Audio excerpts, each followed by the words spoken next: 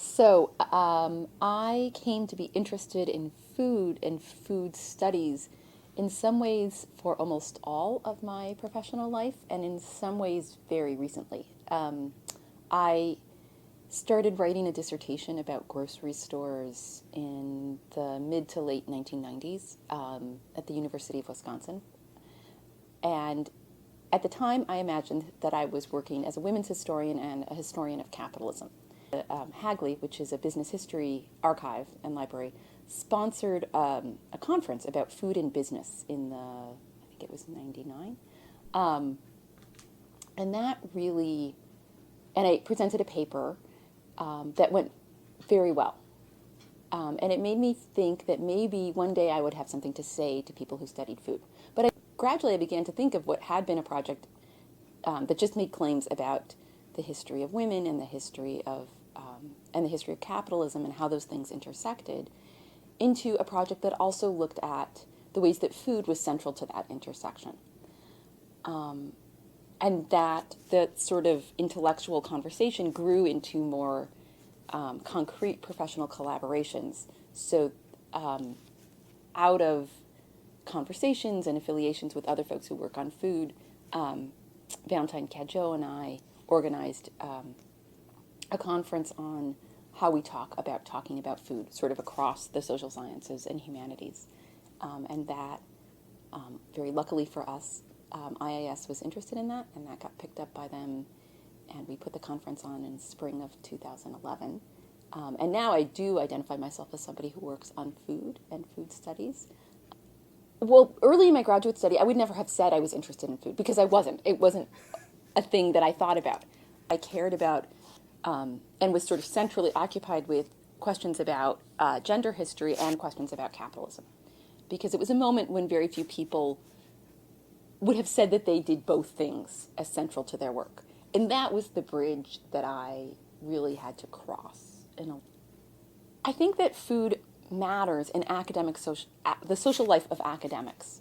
Now, some people have written about this, so it's not as if I came up with this idea completely on my own. Lisa Heldke has very interesting work about academics and her own sort of exotic, what people consider as exotic food. But I feel like, and have long felt like, food occupies this very interesting role in the social world that academics inhabit, in that important things happen over food a lot. There's job candidate dinners, there's dinners where you take out speakers, even informal parties with friends, which are very often, certainly through grad school and even now, are often potlucks where people sort of bring food. The food that you eat and the food that you choose for other people to eat is also a way of performing a certain kind of sociality and a certain kind of status. Food occupies an important role in the ways that academics socialize, and that socializing among academics is an important arena of academic life. So I'm really interested in the ways that capitalism is what people would now call embedded, that it's part of other systems. It doesn't, in other words, it reflects the social ideas and the cultural practices of the moment, of the historical moment in which it's operating. And food is just a fantastic way of revealing that embeddedness. Also a very good way of getting at the significance of capitalism. I am particularly interested in the ways that food is procured for people and how that reflects the social workings of larger economic systems. How much a store can reasonably charge for food, what kinds of services they can offer, who it is who's expected to be the customer, what happens when somebody who's not the typical customer comes into a grocery store. We've probably all had experiences of walking into a store and realizing that you're in the wrong store. You don't fit in that store. Those are the kinds of moments that, to me, reveal not just the difficulties of getting food, but also, and the work and the way that getting food is labor, but also the ways that the ways that capitalism operates through these social conventions and through our politically charged social interactions between buyers and sellers. What makes you an historian, given the kind of questions you're asking? I mean, one thing I would say is that you're hearing those connections because I learn a lot from people in cultural anthropology and people in design and all over the university. And my work has really been shaped by those conversations and the questions that folks ask. The other thing I would say is that there has always actually been a lot of overlap between a lot of disciplines, but sometimes it takes a topic that is really charged and gets everyone together to make everyone realize that those overlaps exist in our thinking, in our proclivities, and in our commitments.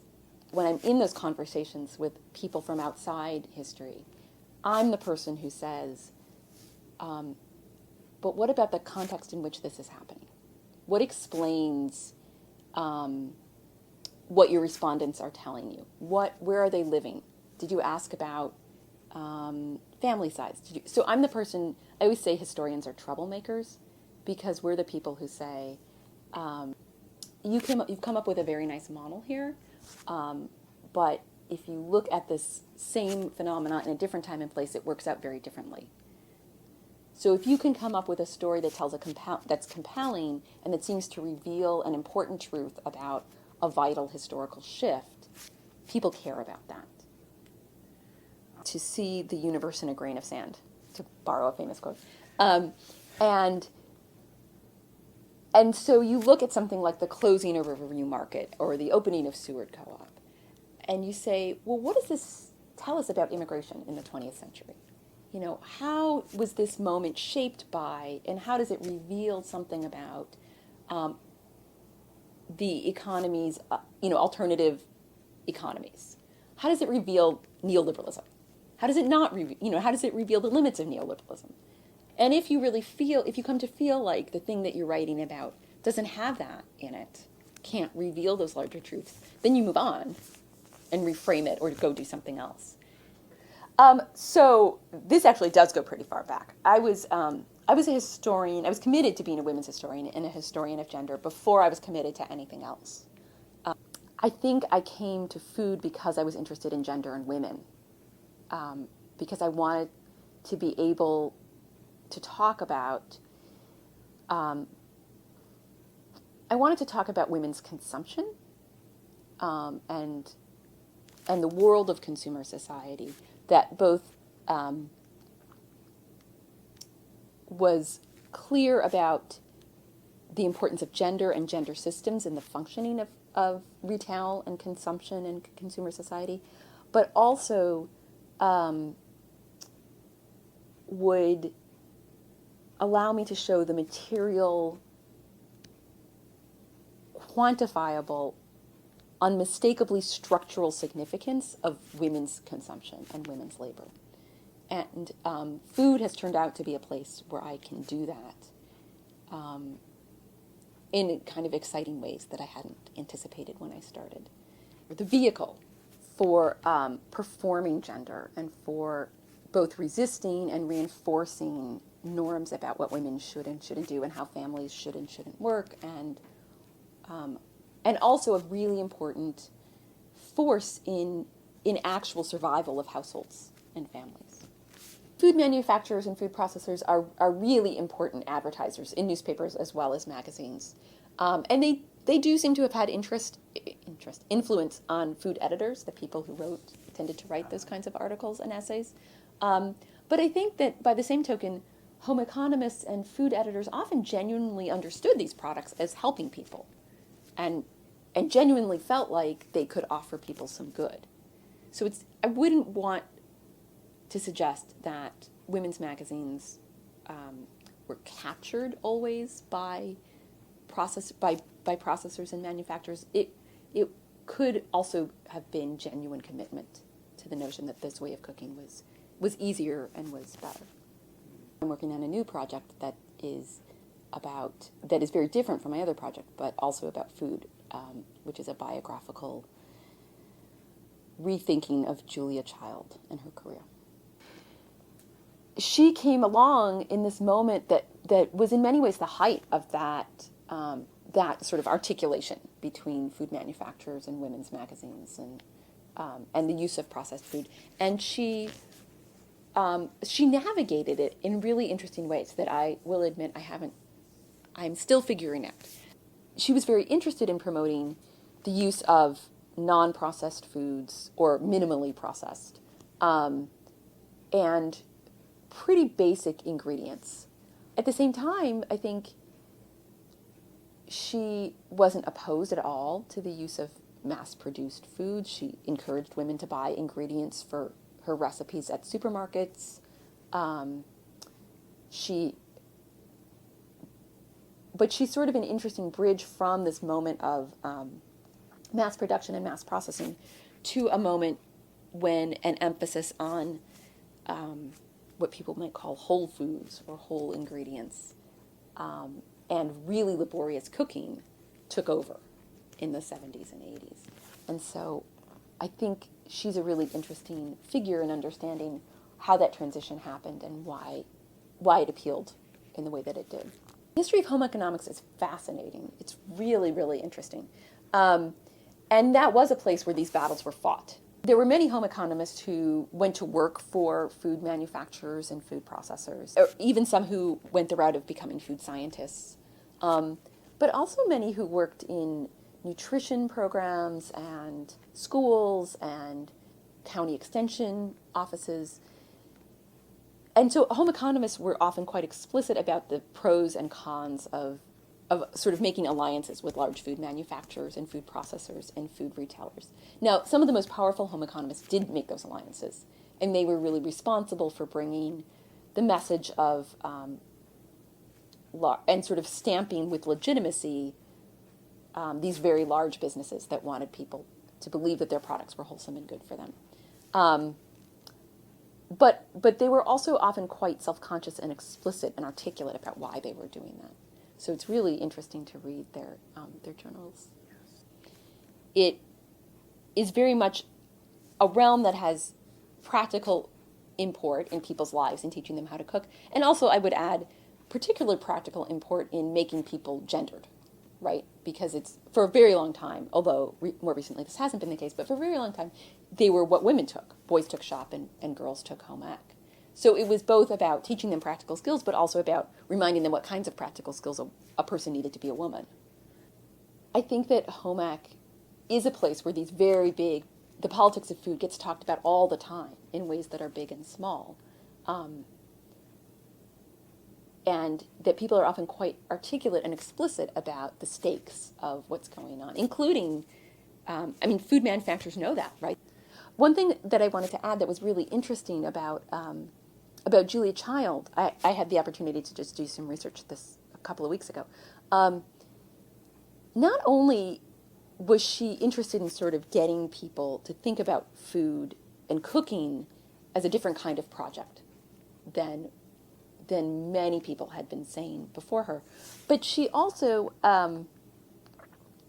was, I think, sort of, she didn't expect this, but she wound up having to combat food manufacturers who kept wanting her to endorse their products. So a lot of her, or at least a significant portion of her correspondence was manufacturers writing to her saying, maybe you'd like to show this food scale on your show, or perhaps you'd like, I'm sending you this new measuring cup we've devised, and perhaps you'd like to mention it to people. And she was constantly writing back saying, I can't accept this, and I won't endorse your products, and it's the strict policy of public television not to endorse any commercial products.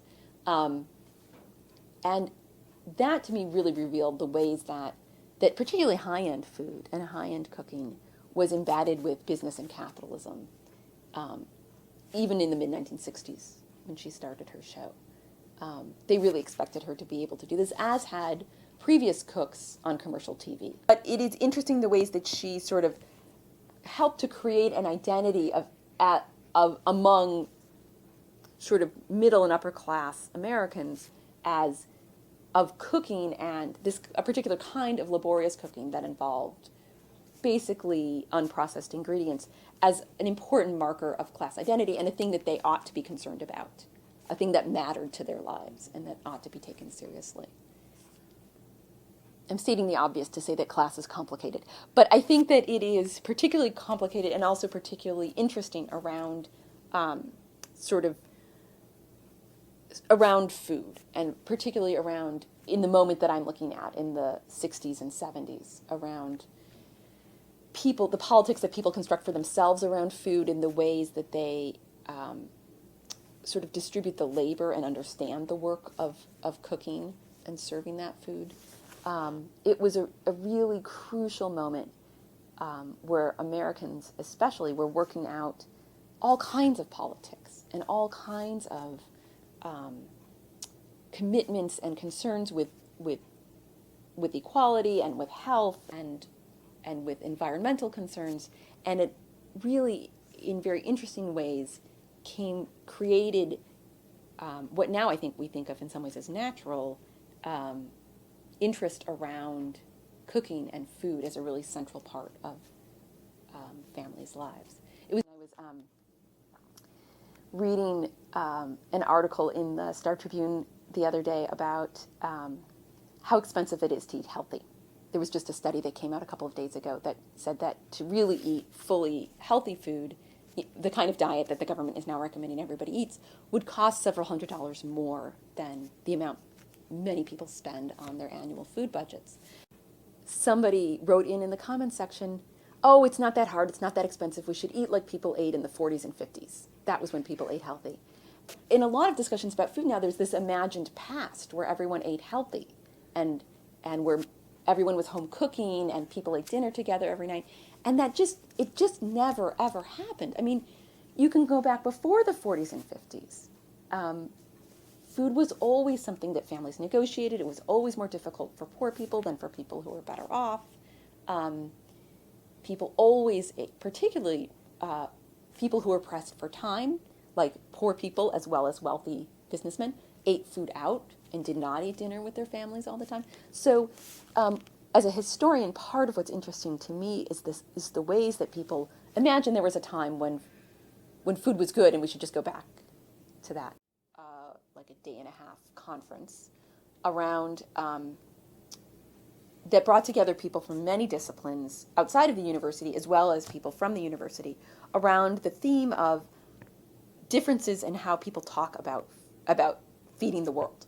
So the question of how to feed the world informs conversations about food sort of across the academy, from people who are interested in promoting agricultural growth and green revolution types, to business people who are interested in selling food, to other people who might be critical of the ways that the U.S. distributes aid or interventions into other countries and selling them food.